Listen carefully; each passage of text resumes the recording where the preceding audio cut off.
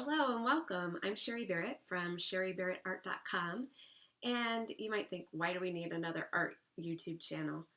It's just something positive I could do to give back to the community. Every time I hear that they are pushing STEM subjects and taking arts from the schools, it just makes me really sad. I cry for kids like me who struggled in math throughout school and education. And Tuesday was my favorite day because that's the day of the week we had art class. And even back then, art wasn't prolific in schools. My art teacher traveled all the elementary schools in the county, and everybody got one day with Miss Opilla. So I hope to be a resource for you on YouTube for art for your kids. This is something great you can do as a family. So I'll be doing different kinds of art projects that I think that you would like and enjoy. And if there's something you want me to teach you how to do, I'd be happy to do it. I hope not to talk this much in most of my videos, but I thought it would be good to start out with an introduction and how to set up your workspace. You do not need a ton of space to do art. You don't have to have a dedicated space. All you need is get some cheap plastic sheeting in the paint department to protect your beautiful dining room table. You want a clean surface when you start painting because paint, anything will stick in it. So also, we have to put our hair up. If we don't want to get hair in our paintings, you have to put your hair up or stick it in a hat or something. Even if you did your hair and it's looking great today, you have to put it up out of the way because nobody wants to find paint or hair in their paintings. And when you pull it out, you'll get paint everywhere. So we don't want that. You also have to protect your clothes. Even if they're like, oh, these clothes could get paint on them, put on an apron or a smock or dad's old work shirt anyway, because you do not want that paint to seep through into underlayers and things like that. So wear an apron or a smock, whatever you have that you like and feel comfortable working in, put that on. Once you have a clean workspace ready to go, get all your supplies together. And then you won't be running around. For today's project, what I'm going to do is, I love Miriam's Nature. Her YouTube channel is great. It's set up really well. She has a beautiful voice, beautiful hands, and she does a good job of explaining, and she's pretty meticulous. So what I'm going to do is a painting that she demonstrated on Miriam's Nature. And along the way, I'm going to talk about things you can do as an artist that you don't have to go out and buy paints to use exactly what she used. That's one mistake I think a lot of YouTubers make is they use it as a shopping list. And really, you probably already have things that will work. So let me explain. I did go buy Flood Floetrol because this is a great tool to have with your acrylic paints. It's a latex-based extender. And all acrylic paints is pigment in a binder. And to do the acrylic pour kind of painting we're going to do today, you really need to extend your paint. But if you dilute it with water, there will be too much space between the paint and binder molecules. And so decades later, the paint may peel right off of your substrate or canvas, whatever you're painting on, cardboard. So Floetrol is good to have. Acrylic paints are great to use with children, families. They're affordable. They are cleanable with water and soap. As long as you wash up while things are still wet, you can get all the acrylic paint out of it. If you let it dry, it will be on your apron for all of time. But the other great thing is if it drips on your floor, you can cut it right off with a razor blade. It will peel right off.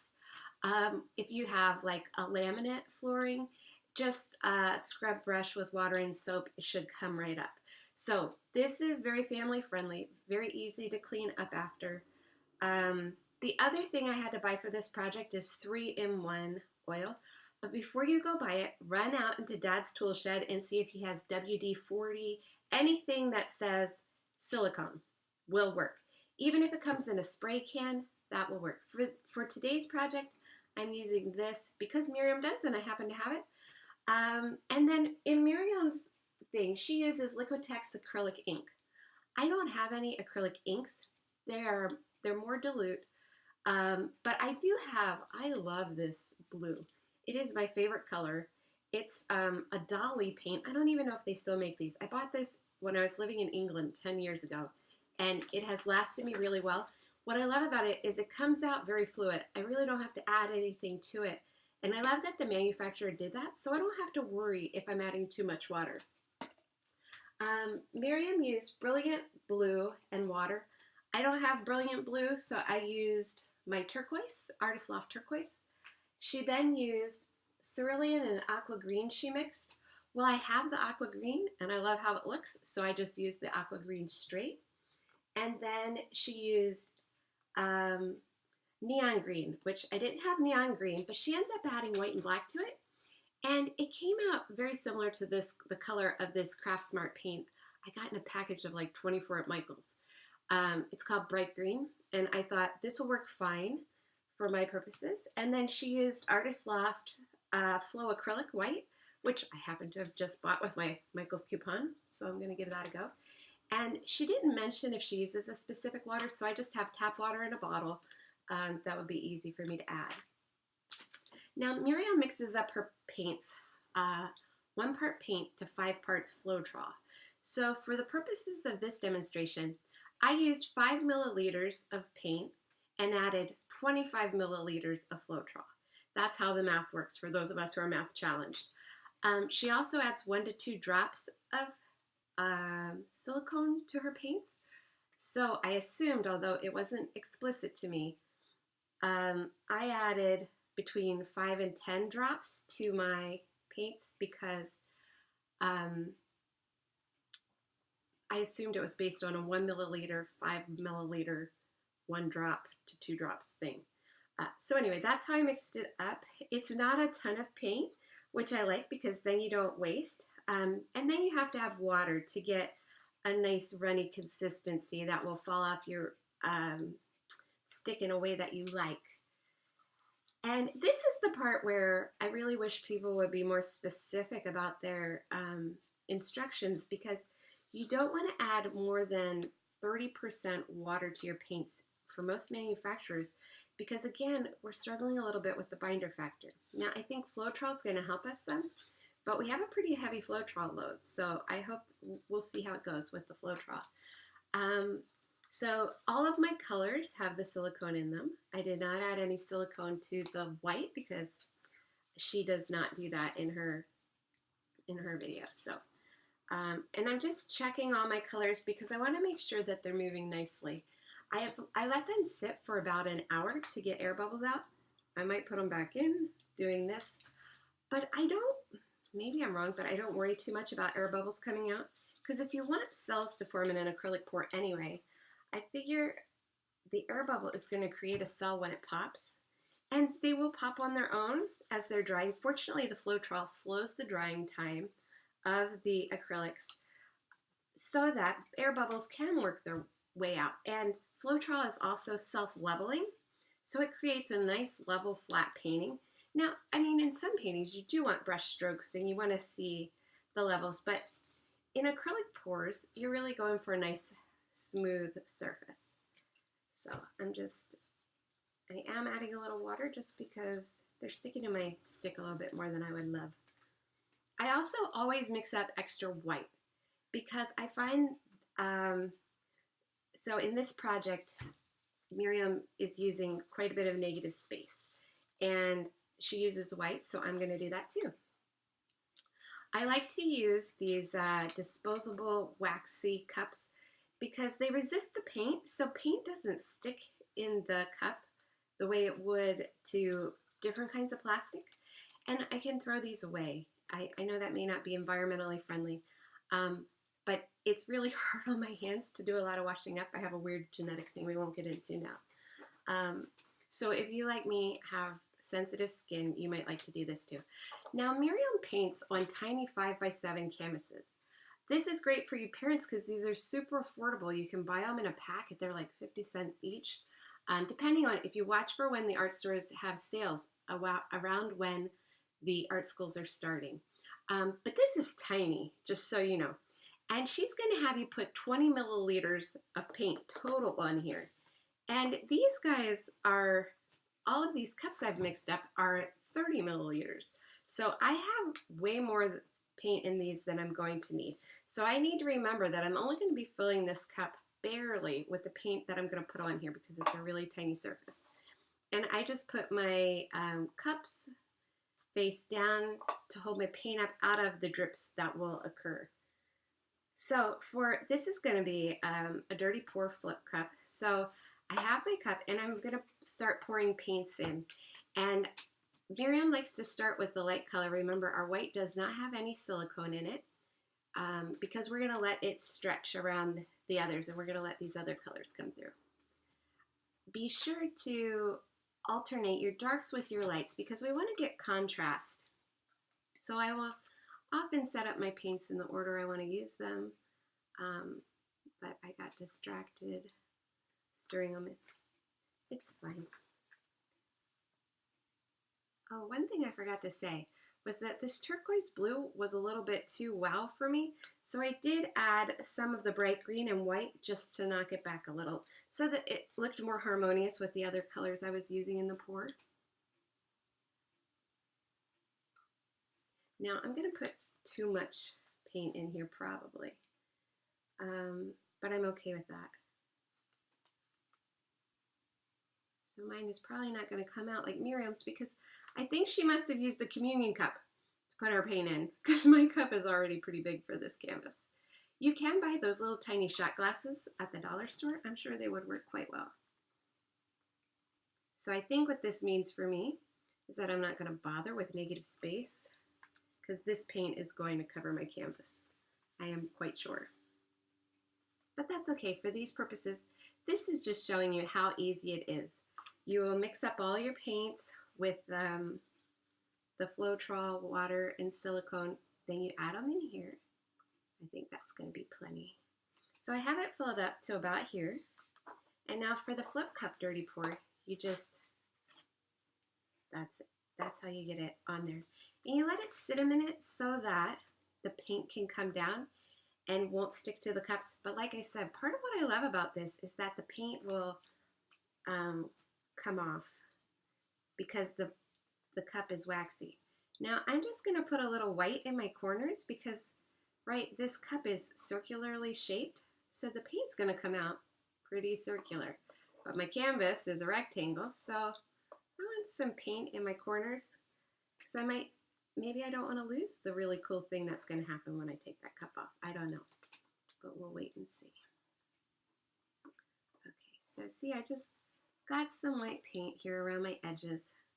I also think it helps the paint flow as it comes out of the cup a little bit.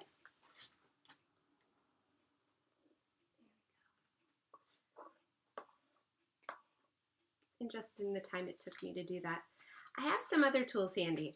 I have my toothpicks, I have a Q-tip, I have tweezers, and this is a plastic squeeze dropper that I love. It's quite handy, and we'll see. We'll see if I use them, but these are tools that I sometimes use. Now at this point, I also like to put on gloves because you will get paint on yourself. And these things are non-toxic and they shouldn't harm you. But again, as I told you, washing my hands is really hard on my skin and myself. So I wear gloves. You don't have to, I like to. So now we'll just take this off and see what happens. That is so fun.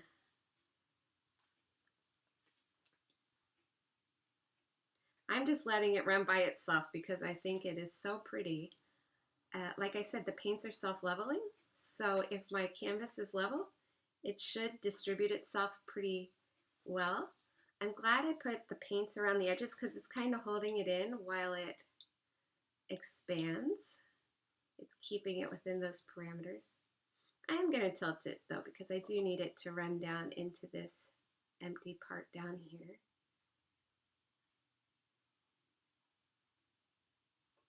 And we'll tilt it back this way so that I have my whole canvas covered.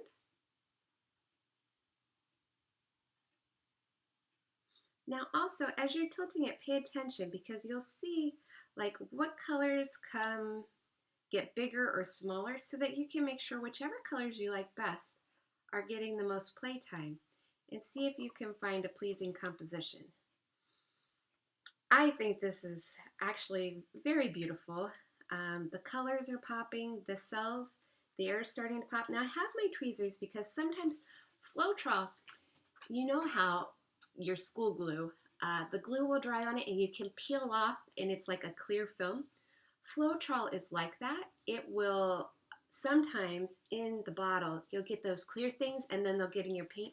And I just have my tweezers handy to pull anything out that I think maybe doesn't belong there. So just because I have these tools, I figure, well, why not? I'll use them to show you guys some of the things I might do. So I might like to try to incorporate the white more into the painting.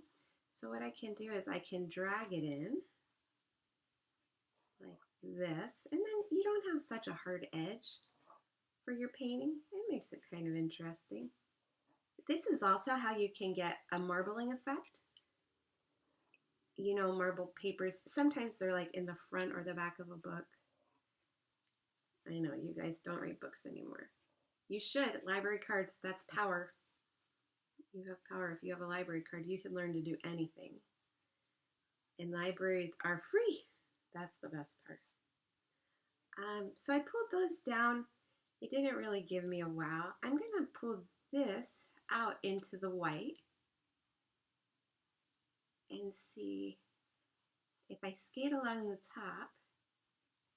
That's kind of fun.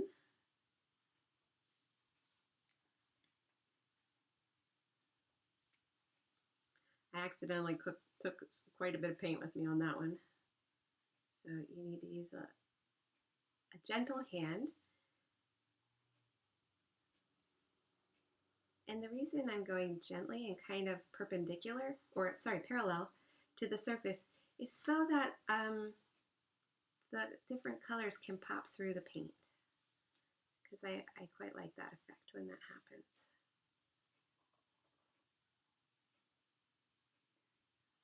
Just because I got it a little thin at that one spot.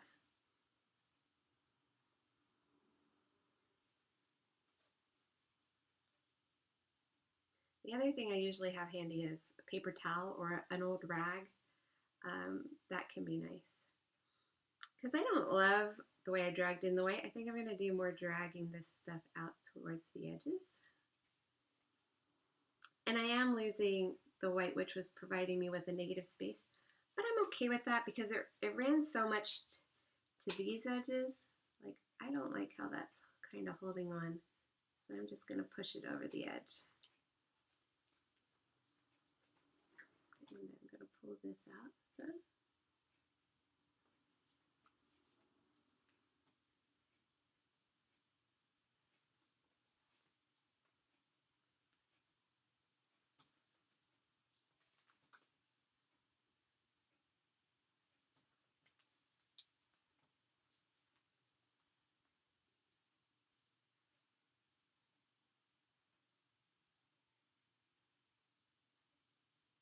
One nice thing that the YouTubers do for you is you can see their completed project and you can decide if you like how those colors look together or not. And that's an important thing to know if you want to do a painting or not. Because you don't want to waste a ton of paint. But the great thing is, if this came out terribly, I could just scrape all the paint off and start again. And say this doesn't dry as well as I would like, because as it dries, the paints will continue to move some. I can do another painting right on top of this. So don't fear if you're not in love with whatever you created. It can all be changed. And if yours didn't come out looking exactly like mine, it shouldn't. You're a different person. Your art should look different than mine. Just like no two snowflakes are alike, likewise no two people are alike. And even if you're twins, there's a difference between you, I'm sure of it, because God made us all unique. We are all necessary to this world. So if you want to come, here's some positive conversation, learn how to do some painting and drawing, come back to my channel, subscribe, and let me know if there's anything you want to learn. Give me comments, feedback, things I could do better to help you in your journey to free your mind and play with art. Have a great day.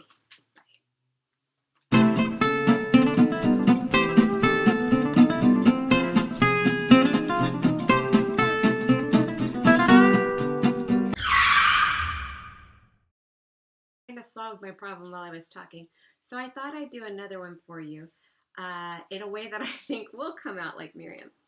So I found I have a shot glass from the 99-cent store, and I'm going to fill it up with paints and see if I can get mine to look a little more like Miriam's with the negative space. So I'm going to add my paints to this cup.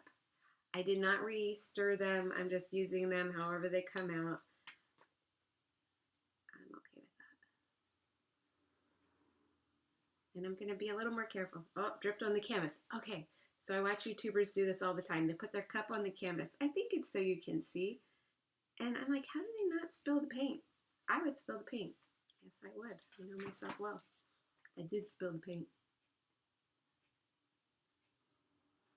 So I'm going to fill this little cup and we'll see how it goes.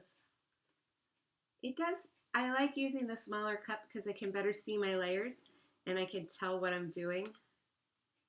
Whereas in the bigger cup, the paints went in there and I couldn't quite see what I had done.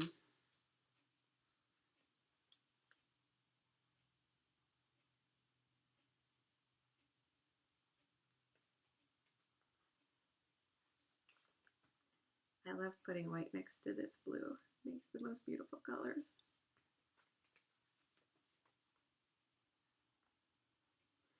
Now, maybe it'll end up being as much as in the other one as was in the other one. I don't know. We'll find out. All right, I think that's pretty good. So in Miriam's video, she puts this in a corner. So I'm going to do that too. It's up towards one corner up here. And then she goes around with her white. So I'm going to do that too for the negative space. Now she uses a hair pick to spread her paint, which looks lovely. It works very well. I don't happen to have one. Used to, because my daughter likes to get perms, but don't have one at the moment. There was a little clump in my paint. I just flicked it off. I had warned you that Floetrol can do that. Also, the Artist Loves paints are a little thicker. If you mix the water too fast, sometimes you get clumps that way too. I'm just smoothing out the white. I put on way too much. It's okay. It can run off as we do the pour. Okay. So, there we have that. And per Miriam's technique, we're going to lift and drag to this end. Oh, I'm kind of enjoying that, so I'm going to let this keep dripping. I think that's kind of fun. This is where you're your own person. You're your own artist. You get to make yours look any way you want. It doesn't have to be like anybody else's. And this is how we discover new things that we like. So see, the paint sticks in this cup a lot more than it did in this one. You can see where it came off the edges pretty well. But again, I mean, Miriam chose beautiful colors. We have a really interesting composition. I have to tilt it because I have a patch of canvas with no paint. So I really need this to get in there because I don't want any dry spots. There we go. It's in there now. And we'll just move this to get an interesting thing happening. Oh, see, I don't like that solid band, so I'm going to send it back in the other direction some. I also think I want to pour it off the edge because I really don't like that solid turquoise color. There we go. I'm just letting the part of the painting I don't like run right off. Don't miss you. There, that came out really fun. I don't feel like I need to do anything else to it. I like my drops the way I just dropped them on there. I might put some more in because I think it makes this other side of the painting interesting. And these are just things you don't know until you try it. And you might think this is stupid looking and you don't like it. Don't do yours this way then. But I am happy because I did get the negative space that Miriam had in hers. And in that regard, my two videos kind of equal her one. Because in the other, you saw the feathering technique that she likes to use. And in this one, I'm adding these blobs. And I like that it looks like this one was born from that one. I'm okay with that. I do want to run it off the edges though, down here, because I want it to just have the negative space on those two corners. Oh yeah, I really like that. Yay, I'm happy. So there you go. This one has more negative space involved. We still got lots of great cells forming with really interesting colors in them. And I hope you had as much fun as I did in making this painting. Keep at it, keep trying, keep experimenting, and show me what you make. I would love to see it. Until next time on Sherry Barrett Art.